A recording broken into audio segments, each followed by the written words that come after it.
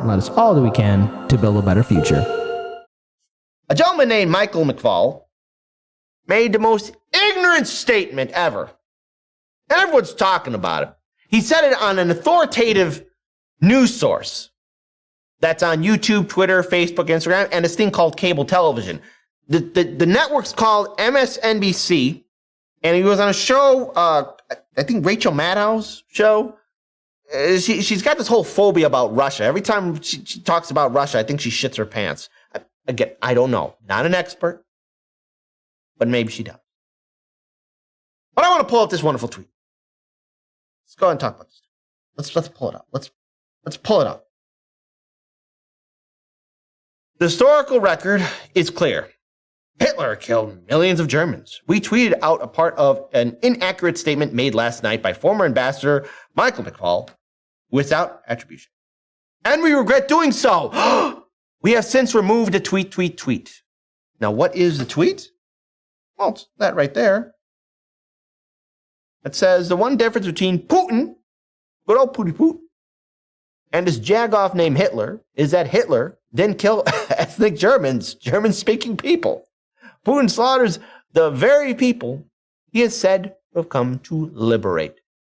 Well, they screenshot that. They took the video down. But see, the internet remembers. The internet's got that big brain energy. They think. There's a video. That's right there. I think you're getting right there. So let's go ahead and get it all set up. I want all of you to see it. Let's play it. And I want to just say one other thing. I was just on Ukrainian television just 30 minutes ago. Brave journalists, just like our team covering the war there in Kiev. And one of the commentators said something interesting about how horrific this war is. And remember, these are people who suffered under fascism, that fought the Nazis.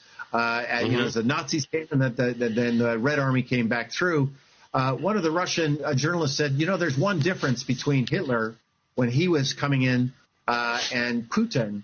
Hitler didn't kill ethnic Germans. He didn't kill German-speaking people.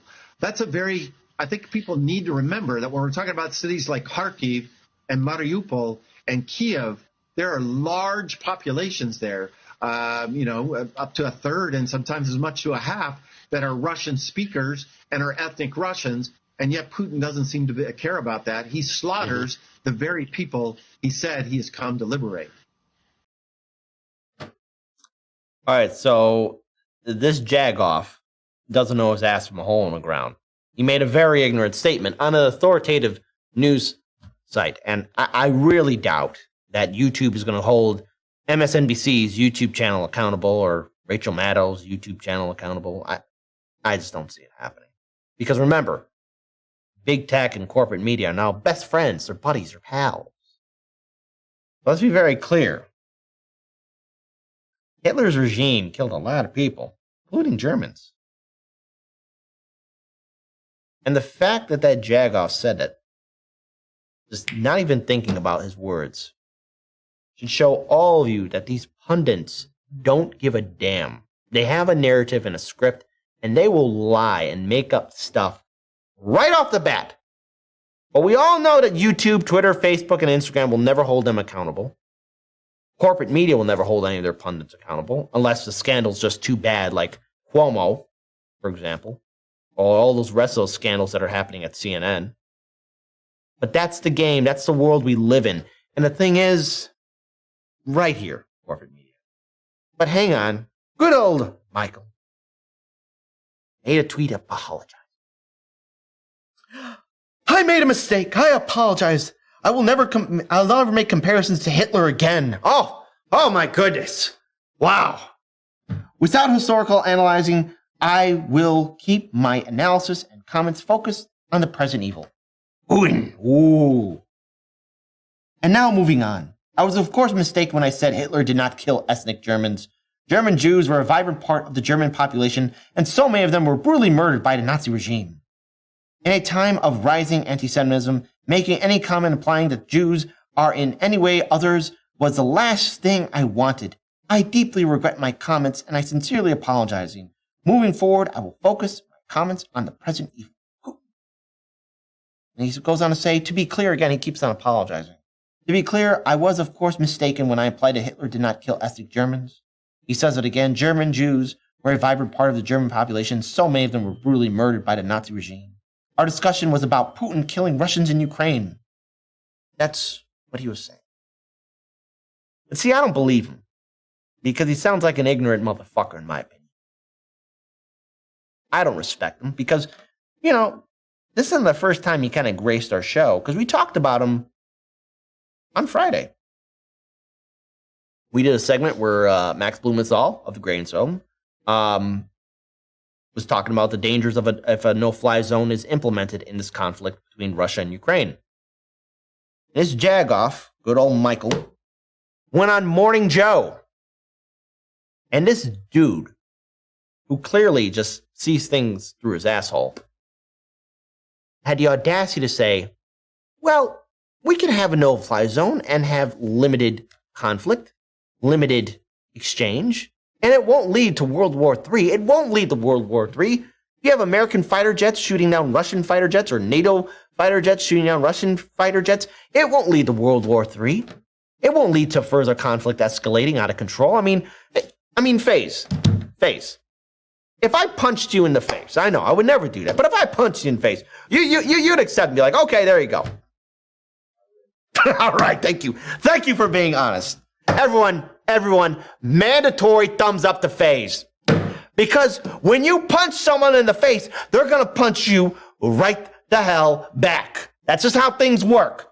The whole idea of, Russia getting its jets getting shot down out of the sky, well, then they just got to throw in the towel and be like, well, that's it, boys. Show's over. It's not like they won't do any kind of retaliation. Don't believe me? Shout out again to Case Study QB. Be sure to follow him on Twitter. Support his YouTube channel and his Odyssey channel as well. Let's play this video for everyone watching. You know, Donald Trump retreated from Syria. We had 2,500 troops there that were doing an extraordinary job protecting people. You know what? We're seeing what you're doing in Ukraine.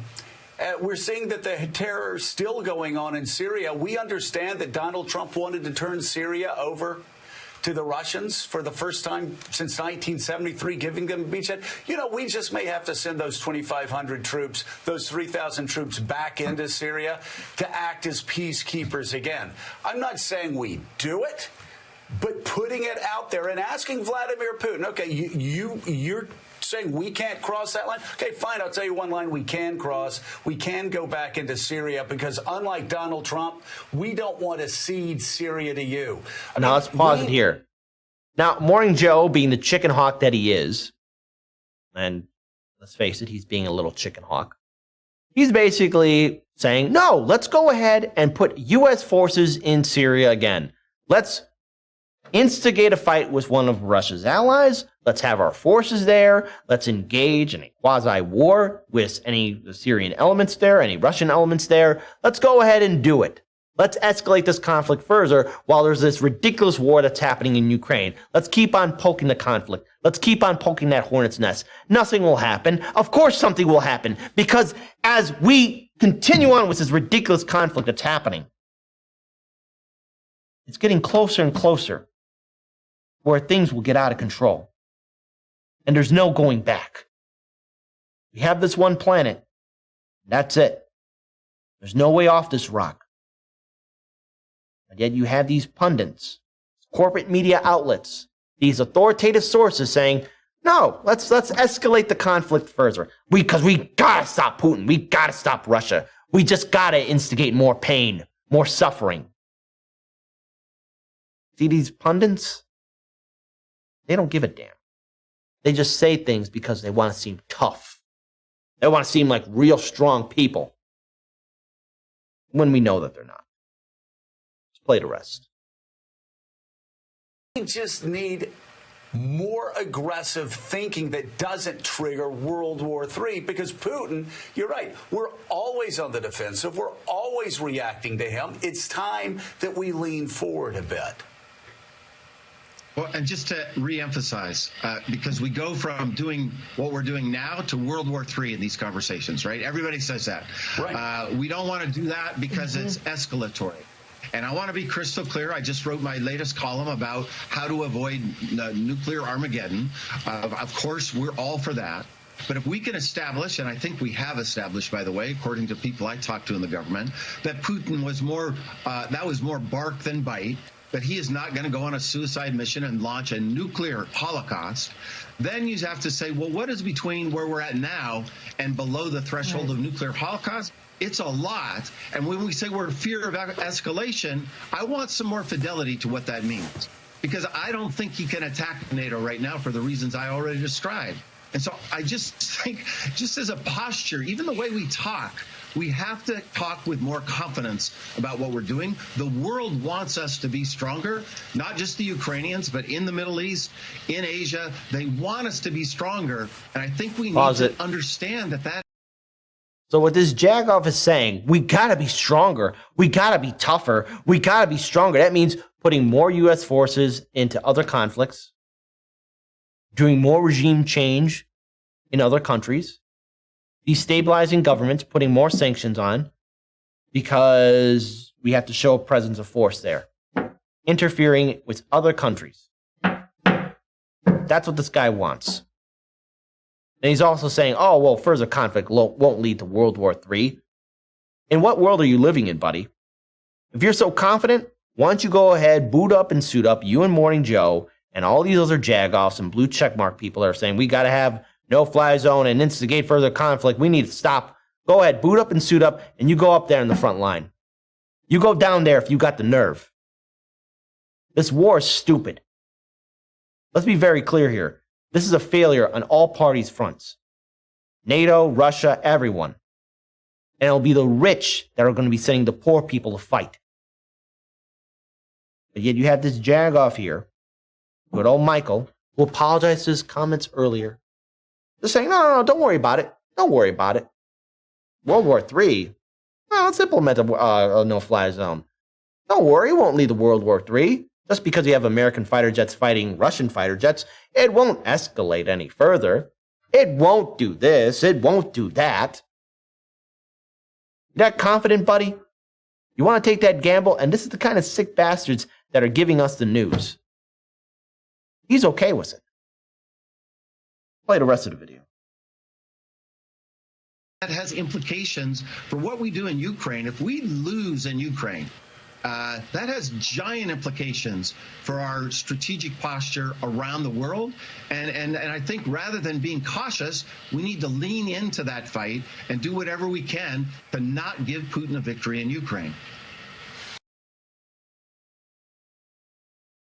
All about stopping Putin. Okay. Look, let's be very clear here. Putin's invasion of Ukraine, horrifying. Evil. Wrong. The fact that you had the United States, the Biden-Harris administration, and NATO instigating this even further, also wrong.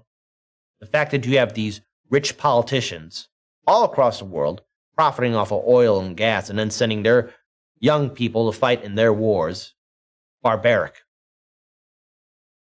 And then you have these pundits, especially on MSNBC, saying, oh, we got to be tough. We got to be strong. We got to do something to fight Putin. Boot up and suit up if you want to do that. You and all the rich people all around the world, all these government politicians in every single country, boot up and suit up and go put yourselves on an island, and whoever walks out, hey, guess what? Whoever the last person is, you're king of the world. There you go. But see, none of those politicians, none of these pundits, none of these rich people will go ahead and do that because they got poor people to fight their wars. They don't care about the words they say. They only say it so they can get a little paycheck and move on to say the next ignorant thing. Break away from the two-party system and cut the cable. Block mainstream media. Because they're going to keep on giving us all this misinformation. Remember, it wasn't a long time ago where, MSNBC, CNN, ABC, CBS, and Fox News were all saying, with absolute confidence and pride, there are weapons of mass destruction in Iraq. We got to be tough on Saddam Hussein. We got to show the world that we're tough on terror. And it's a good thing nothing bad happened. Oh, wait. We went from 2 wars to 7. It's still ongoing. Madness and stupidity all around. Fuck you, corporate media.